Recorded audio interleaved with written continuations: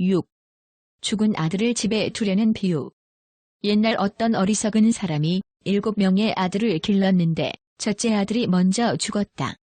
그때 이 어리석은 사람은 아들이 죽은 것을 보고 집에 그대로 놓아두고 제 자신은 떠나려 하였다.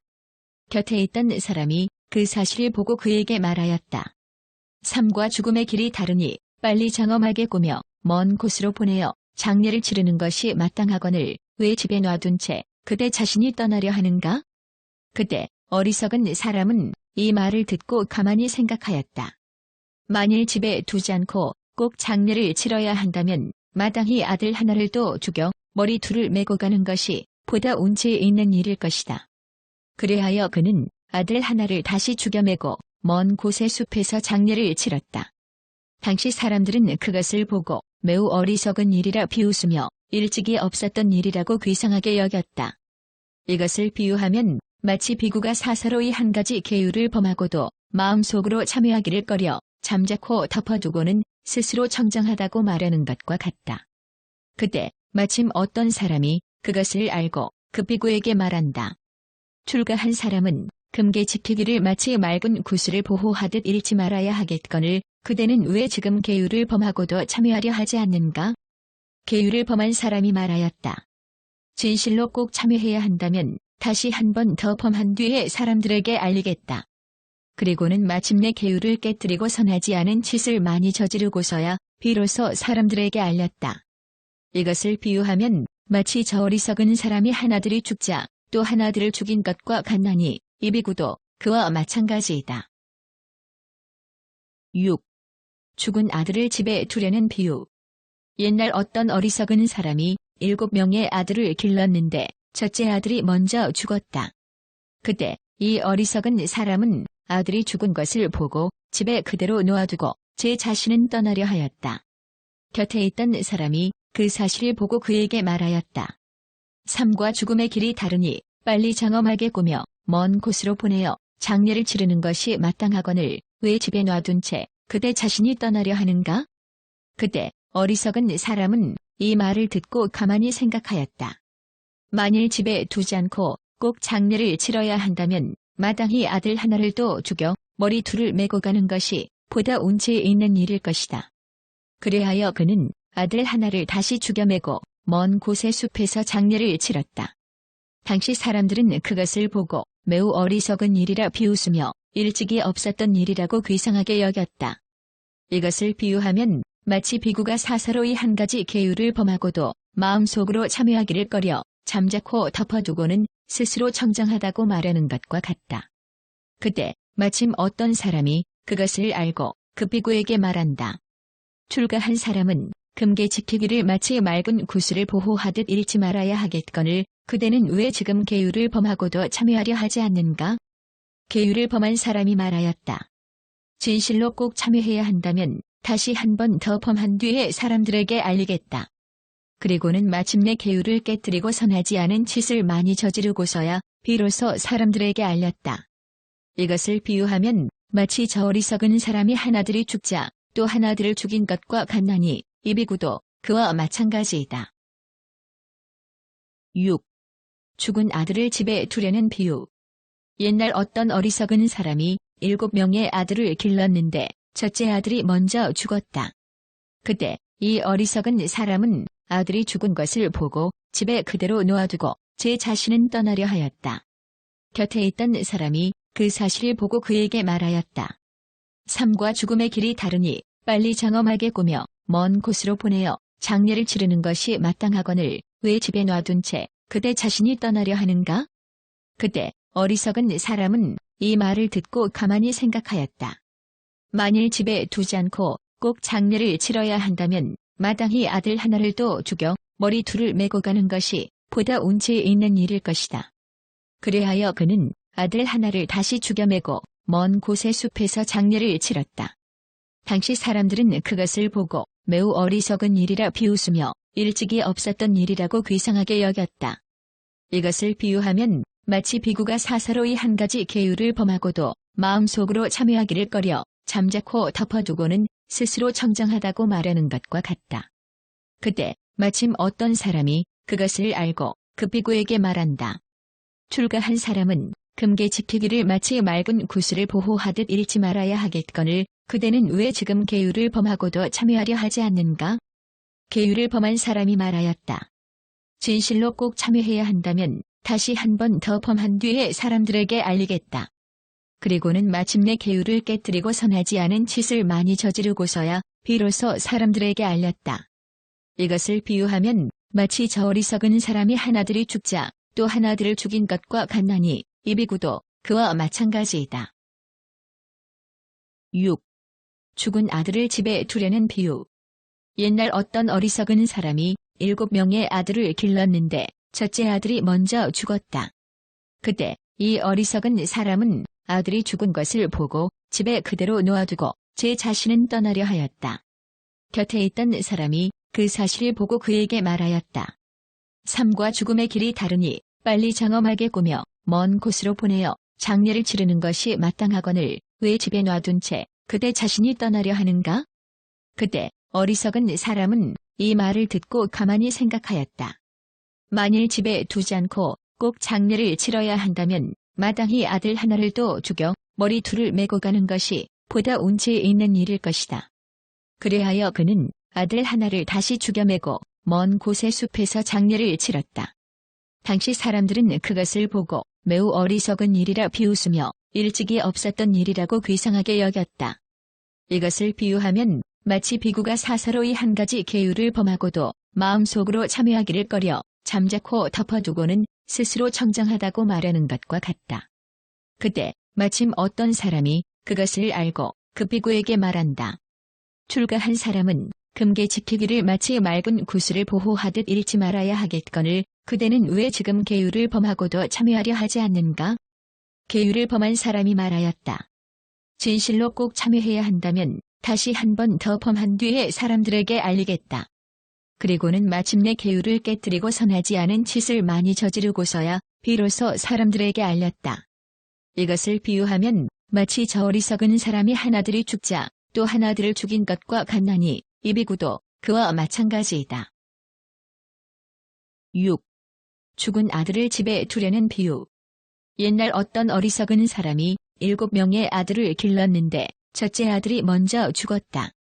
그때 이 어리석은 사람은 아들이 죽은 것을 보고 집에 그대로 놓아두고 제 자신은 떠나려 하였다. 곁에 있던 사람이 그 사실을 보고 그에게 말하였다. 삶과 죽음의 길이 다르니 빨리 장엄하게 꾸며 먼 곳으로 보내어 장례를 치르는 것이 마땅하거늘 왜 집에 놔둔 채 그대 자신이 떠나려 하는가? 그때 어리석은 사람은 이 말을 듣고 가만히 생각하였다. 만일 집에 두지 않고 꼭 장례를 치러야 한다면 마땅히 아들 하나를 또 죽여 머리 둘을 메고 가는 것이 보다 운치 있는 일일 것이다. 그래하여 그는 아들 하나를 다시 죽여 메고 먼 곳의 숲에서 장례를 치렀다. 당시 사람들은 그것을 보고 매우 어리석은 일이라 비웃으며 일찍이 없었던 일이라고 괴상하게 여겼다. 이것을 비유하면 마치 비구가 사사로이 한 가지 계율을 범하고도 마음속으로 참여하기를 꺼려 잠자코 덮어두고는 스스로 청정하다고 말하는 것과 같다. 그때 마침 어떤 사람이 그것을 알고 그 비구에게 말한다. 출가한 사람은 금계 지키기를 마치 맑은 구슬을 보호하듯 잃지 말아야 하겠거늘 그대는 왜 지금 계율을 범하고도 참여하려 하지 않는가? 계율을 범한 사람이 말하였다. 진실로 꼭 참여해야 한다면 다시 한 번 더 범한 뒤에 사람들에게 알리겠다. 그리고는 마침내 계율을 깨뜨리고 선하지 않은 짓을 많이 저지르고서야 비로소 사람들에게 알렸다. 이것을 비유하면 마치 저 어리석은 사람이 하나들이 죽자 또 하나들을 죽인 것과 같나니 이 비구도 그와 마찬가지이다. 6. 죽은 아들을 집에 두려는 비유. 옛날 어떤 어리석은 사람이 7명의 아들을 길렀는데 첫째 아들이 먼저 죽었다. 그때 이 어리석은 사람은 아들이 죽은 것을 보고 집에 그대로 놓아두고 제 자신은 떠나려 하였다. 곁에 있던 사람이 그 사실을 보고 그에게 말하였다. 삶과 죽음의 길이 다르니 빨리 장엄하게 꾸며 먼 곳으로 보내어 장례를 치르는 것이 마땅하거늘 왜 집에 놔둔 채 그대 자신이 떠나려 하는가? 그때 어리석은 사람은 이 말을 듣고 가만히 생각하였다.